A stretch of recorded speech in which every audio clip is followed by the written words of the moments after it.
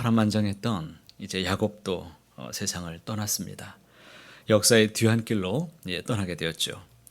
문제는 이 야곱의 죽음이 아니라 이 야곱의 이 아들들의 이제 모습이 오늘 또 나타나게 됩니다.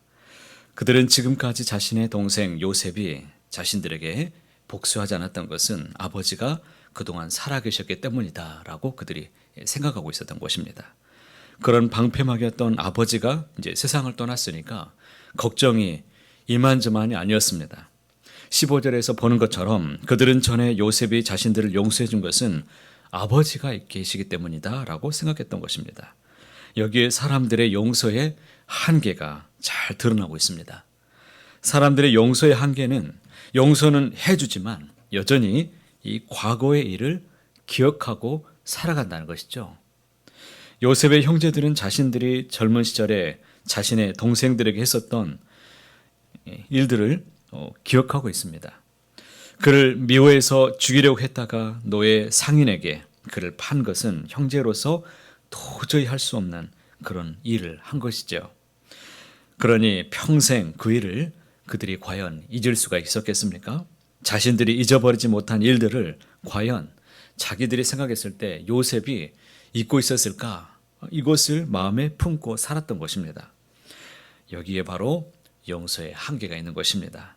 생각으로는 충분히 용서가 가능합니다. 그러나 마음은 용서가 되지 않습니다. 머리로는 용서가 되는데 마음으로 용서가 되지 않는다는 것입니다. 이것이 바로 사람들의 용서의 한계입니다. 그러나 하나님의 용서는 그렇지 않습니다.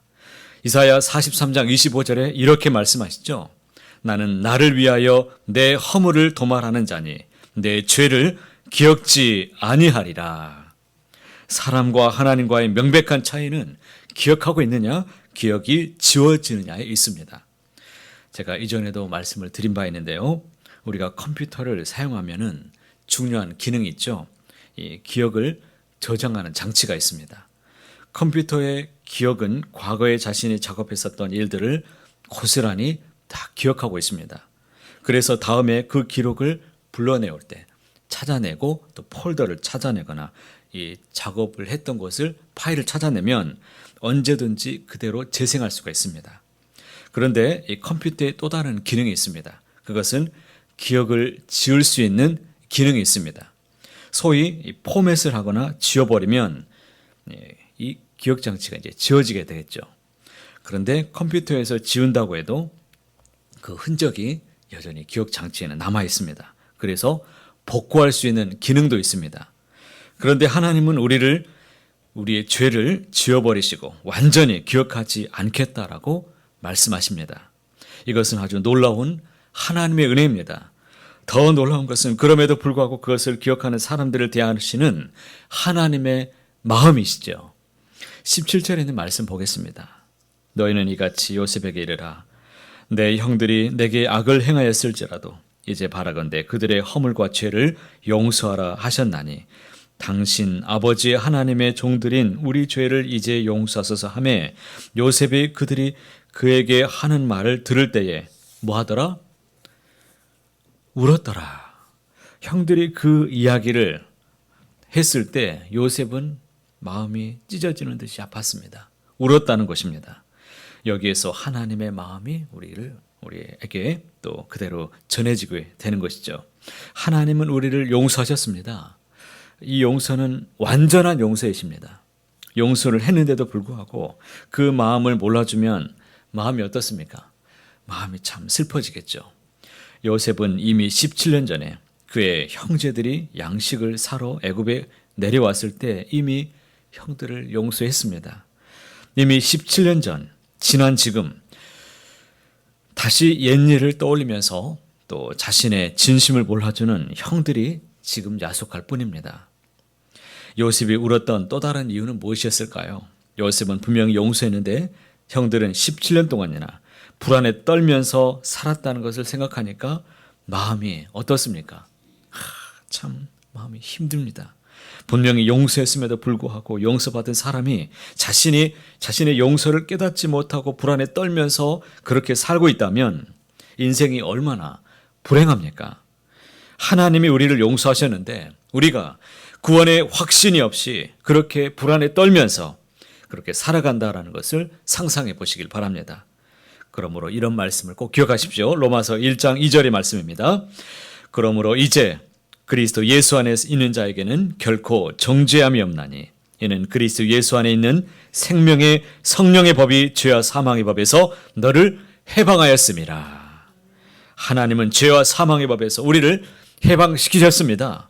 우리를 불러주시고 구원해 주셨습니다. 어떤 어두움의 영도 우리를 주님의 사랑 안에서 우리를 끊을 수가 없다는 것을 꼭 믿으시기를 바랍니다. 바로 우리가 받은 이 구원은 하나님의 자녀요, 용서받은 하나님의 백성임을 꼭 여러분 구원받은 백성임을 믿으시기를 바랍니다. 그래서 이 말씀을 하고 있는 것이죠. 당신들은 나를 해하려 하였으나 하나님은 그것을 선으로 바꾸셔서 많은 백성들의 생명을 구원하게 하셨다는 것입니다. 사랑하는 성도 여러분, 사탄의 속임수에 넘어가지 마시길 바랍니다. 사탄은 우리의 죄를 들춰내서 우리가 여전히 죄인이라고 끊임없이 우리를 고발합니다. 물론 죄인이죠. 그러나 어떤 죄인입니까? 용서받은 죄인입니다. 사탄이 우리의 죄를 정죄해도 하나님이 우리의 죄를 용서하셨기 때문에 당당히 말할 수 있어야 됩니다. 우리는 죄의 종에서 의의 종이 되었습니다. 주와 함께하는 주님의 백성이요 하나님의 자녀입니다. 죄에서 자유를 얻은 사람만이 진정한 하나님의 용서를 깨닫고 믿음으로 살아가는 사람들입니다. 하나님은 그것을 깨닫지 못한 우리를 볼 때 혹시 지금도 하나님은 마음이 아프셔서 우시고 계실지도 모르겠습니다. 요셉의 죽음으로 창세기는 이제 대단원의 막을 내리고 있습니다. 요셉은 그의 아버지의 죽음을 따라서 자기의 해골을 자기의 고향에 묻게 해달라고 이렇게 유언을 남겼습니다. 히브리서 11장 22절에 이렇게 말씀하시죠. 믿음으로 요셉은 임종시에 이스라엘 자손들이 떠날 것을 말하고 또 자기 뼈를 위하여 명하였으며 그의 마지막 유언의 이 장면이 그가 믿음의 조상이 된 중요한 단초가 되는 것입니다. 요셉은 믿음으로 살았습니다. 하나님의 약속을 믿으면서 믿음을 따라 살아냈던 하나님의 백성입니다. 우리가 인생을 어떻게 살아왔는지 다 주님 앞에 다 낱낱이 드러나게 될 것입니다. 그런데 또한 중요한 것은 우리가 반드시 죽게 되는 것과 또 죽게 되면 반드시 돌아갈 본향이 있다는 사실입니다.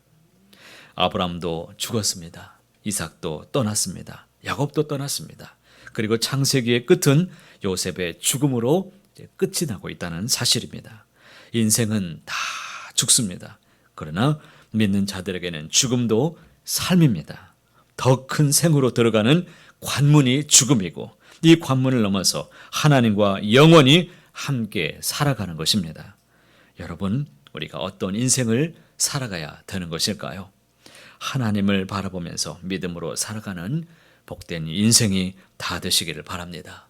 마지막까지 본향을 향한 믿음, 그것이 우리가 마지막까지 지킨 위대한 믿음이라고 꼭 기억하시기를 바랍니다. 우리의 믿음의 경주는 아직 끝나지 않았습니다. 여러분 앞에 있는 어떠한 환경이 기다리고 있고 지금도 어려움이 있다 할지라도 조금만 더 경주하셔서 하나님의 그 영광에 참여하시는 저와 여러분 모두가 다 되시기를 간절히 소원합니다.